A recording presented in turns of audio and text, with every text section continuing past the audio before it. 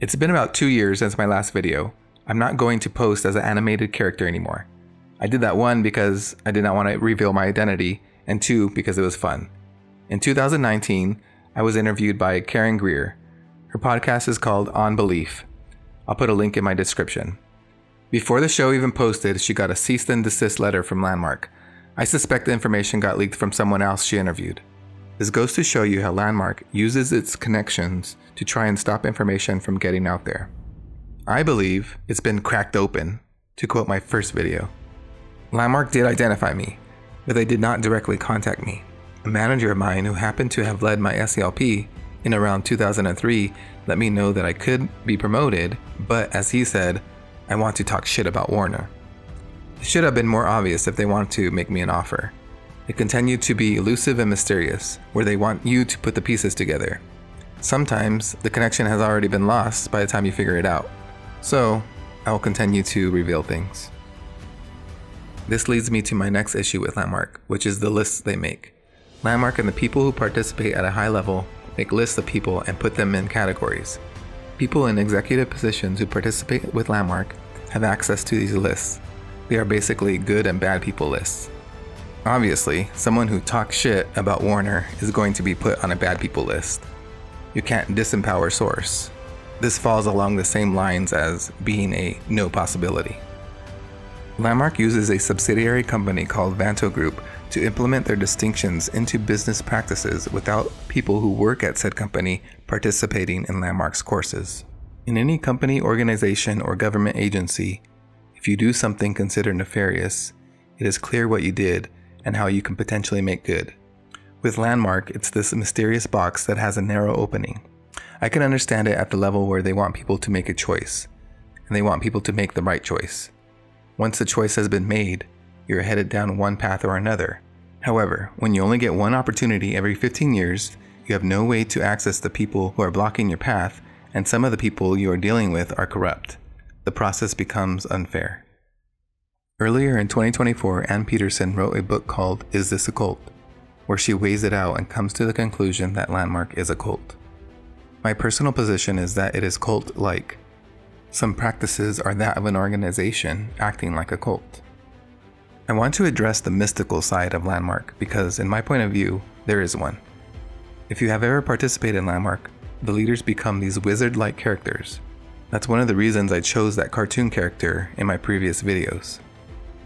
At some point in life, you have to consider coincidence versus no accident, determinism versus free will, or whatever that is for you. In the TV series Lost, things are happening at different levels, where what they are doing is not real, but it is. It can be explained, but it can't.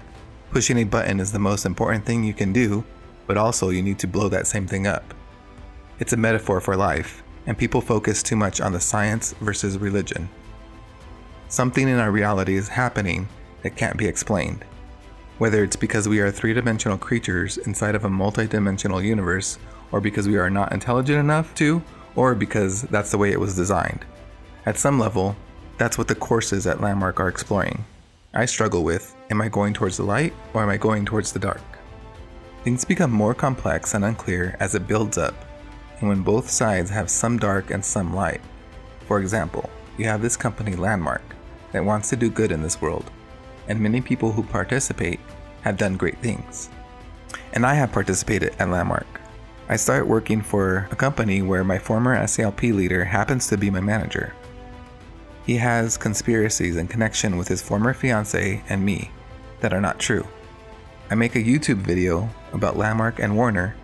He propositions me with an elusive offer. I don't answer. Meanwhile, at my job, I continue to be suppressed, not respected, passed up, and not promoted. I continue to do the best work on my team. I get added to some Landmark list. Now, is this corruption? Is it weaponizing the technology and work? Is it cult-like to go above policy and law? Or is Werner Erhard the source and light in this world that must be protected at all costs? It's a tangled web. Adding insult to injury, my manager tells someone who has not done the Landmark form that I am transformed, and I am not being responsible for my transformation. The guy is kind of slow. He interprets this as me being transgender. He starts a rumor and I am discriminated against by transphobic people. What do I do now that I am jobless and wishing I would have chosen a promotion over close to being homeless?